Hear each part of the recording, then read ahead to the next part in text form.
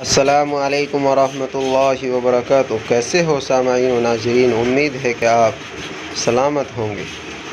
یہ غار ثور اور جبل ثور کی آپ کو زیارت کراتے ہیں۔ دور ہی سے آپ زیارت کیجئے۔ یہ سامنے جو نظر آ رہا ہے یہ جبل ثور ہے۔ غار ثور اسی کے اندر اونچائی پر ہے۔ یہ غار ثور اس کو یار غار بھی بولا جاتا ہے۔ کیوں؟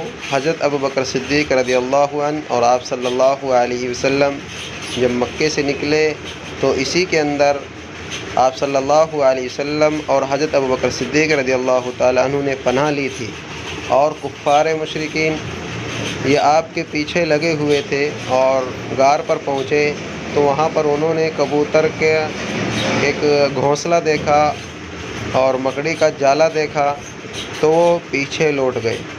ان کو احساس ہو گیا کہ اس کے اندر کوئی نہیں ہے، اور سانپ کے ڈسنے کا واقعہ کہ حضرت ابوبکر صدیق رضی اللہ تعالیٰ عنہ کے انگوٹھے میں سانپ نے ڈسا، وہ بھی اسی کا ہے۔